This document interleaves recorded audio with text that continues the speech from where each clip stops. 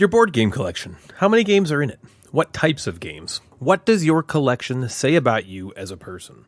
Let's get into this topic on tonight's Gamecasters Adjacent. Natalie, Jeff, and Ryan are the Gamecasters, and they do a board game show, inboxes, and nooks and games, and top 5 lists, and sometimes there's fart jokes. As of the day of this recording, excluding expansions and games I've pre-ordered or have coming via Kickstarter, I have 306 games. I've got 464 marked as previously owned, so in total, I've owned about 770 games. To most people outside of the hobby, that's an astronomically, almost incomprehensible number to fathom. To most people inside the hobby, that's a decent amount. You wouldn't think there would be enough content to talk about a board game collection, a very meta topic in the world of gaming, but man, is there so much to explore in this space. Like roaming the vast countryside in Elden Ring, you can explore in any direction and come upon something that will take you away for hours on end if you let it. I've talked before about what type of gamer I am. I buy games to play, which sounds obvious, but what I mean by that is I don't just collect games like collectors collect things to sit and be admired, and if they never get opened, so be it. My previously owned statistic shows this. I'm not afraid to move a game out if I'm not enjoying it or don't think I'll play it soon. I mean, I still have 306 games in my collection, so I'm not necessarily very good at it, but that's at least supposed to be the idea. That at any time, I could pick one of these 306 games to play and be happy about it. Board gamers are a pretty unique brand of people. Your hobby says a lot more about your personality than you may think. For instance, let's take me. I have more games previously owned than owned. By extension, that kind of speaks to who I am as a person. I'm not usually super content, I'm pretty indecisive, and more than anything, impulsive. I have little problem letting material things go, and actually enjoy both selling and giving away games. I also have 306 games, which tells me that I love being the one to show people games. I love to host. I love options. I love variety. I love the thrill of the chase. I can tell all of this by just looking at the numbers of games I own versus games I don't. Psychology via game collection. I mean, I can also tell all this because I'm me and I know myself pretty well, but it tracks and it's fascinating to me that it does. What does your collection say about you? Are you a hoarder? The type who thinks to themselves, there might be a situation where I get the perfect group together and have 6 hours to play this game, and so I'll keep it because, hey, you never know. Even though you know the odds of that happening are almost zero, as you've had this game for 10 years already and have never had this mystical situation occur. But if you let it go, what will happen? So your collection balloons up, or you never let games leave your collection. Or are you the type that keeps a very minimal collection and lets your friends buy them all because this way you get to play everything and don't have to waste your own space? This person might be much more laid back and submissive, not wanting to be in the spotlight picking games and teaching them. Yuck. They just like to show up and have a good time and then go home. But occasionally their husband likes to play games, so they'll keep a few around the house. I know a lot of people who have serious trouble letting things go as it relates to games. Gamers can be very particular, as we all know. I used to be this way for so many years. If something happens to my game, I'm going to freak out. The thought of a legacy game scared the shit out of me, because I'm not going to write on my board. Are you serious? Rip a card? What am I, in hell? It's a similar thing with getting rid of games, or consolidating games. I have a card box that holds a ton of my little box card games, and I've just completely thrown out the original boxes. To some gamers, though, that's basically domestic violence. I know some people who buy expansions to their games, move the expansions to the base box, but then keep all the expansion boxes in storage. Why? I don't know. So a question I'm going to ask a number of times, which I've already asked before, is what does your gaming collection say about you? How large is your collection? How often do you move games? Part of the difference for me is also on the front end. For instance, I typically buy games at a pretty quick rate. Now, I've slowed way down in the past year or so, but historically, if I saw something that looked cool, I'd buy it. I do my research, but so many things look awesome or look like they might be the most fun game yet. They never are. Sturgeon's Law holds up. In my collection of 306 games, there are probably only about 30 or so that I consider incredible. The 10% of the 10%, right? So what spawned this discussion was me looking at my collection and taking into account my desire, remember that, and thinking to myself, do I need 306 games in my collection given the fact that my gaming desire is lower than ever? Hell no. So I am considering another mass exodus. I buy games to play, and I'm not playing. So I kind of feel like mental clutter with all these games. It's like white noise and I need to purge. So anyway, on the front end, I typically buy games at a pretty decent clip. How do you do it? Do you do extensive research before you buy a game? How many games do you purchase in a year, do you think? Are you a Kickstarter-holic? Are you afflicted with the acquisition disorder? Are you a Kool-Aid drinking member of the cult of the new? The answer to all those questions for me is yes, and it's fun. It's fun buying new games, tracking them online, getting that notification that your order's arrived is great. That rush is most of the reason that I'm in this position. So, we have the rush of buying new games, the wonder of what it might be, the lies we tell ourselves when we talk about playing these games, the lies we tell ourselves after we play a game we don't like.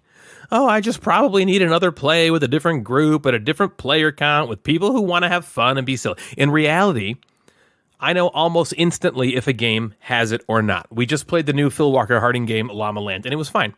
Maybe even good. But was it special in any way? You'll hear about it on the next full episode, but spoiler alert, nah, not really. I could lie to myself and figure out ways to keep it around, never playing it again, because that's probably what will happen after I maybe play it one more time. Or I could just move it now, clearing up space on both my game shelves and my mind. So it's also interesting to me what types of games to keep in your collection.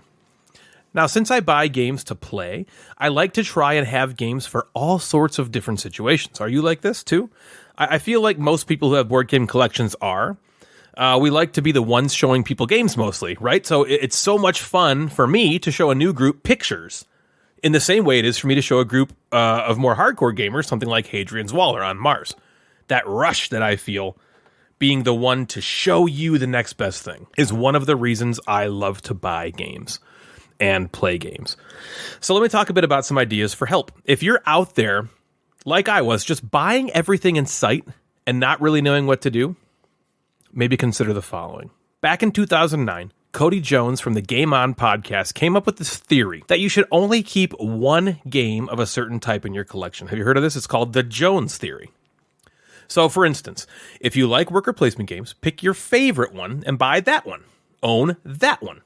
Do you need Agricola and Caverna and Kalis and Lords of Waterdeep and Stone Age and? The idea is that you really only want to play the best of all of these anyway, so what's the point in owning them all, right? Pick one. This is a way to limit game collections while also still having representation of a bunch of different mechanisms. For me, I don't totally ascribe to it, but what I do is more keep it in mind whenever I buy a new game or whenever I play a new game that's kind of like one that I already have. For instance, I'm getting rid of Cottage Garden, which was like my favorite of all the polyomino games I played, if you remember.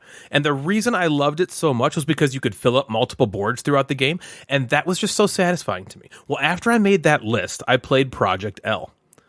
And holy fucking shit, that game just completely fired Cottage Garden for me. There's really no reason to keep it around when I would just always want to play Project L.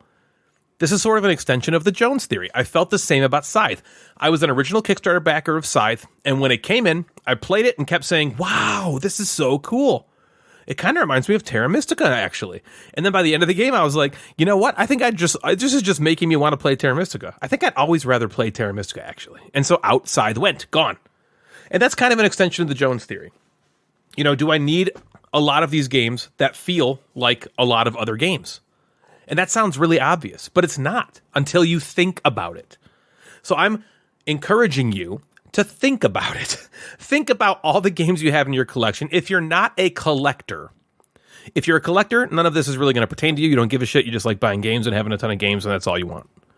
If you're a playa, and you really want to kind of consider and craft and hone and curate a perfect collection, consider the Jones theory. Do you need 5 deck builders?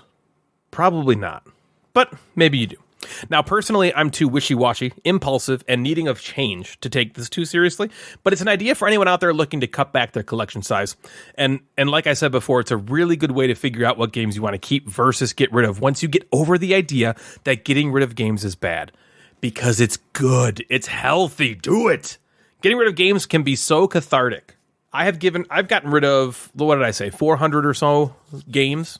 Of those 400 and some games, because I know what you're thinking. I don't want to get rid of this game. I'm going to regret it. I'm going to regret it, or that situation that hasn't happened in a decade is going to happen the moment I get rid of it, or the game's going to go out of print, and damn, I'll never be able to get it again, and I'm going to be so upset.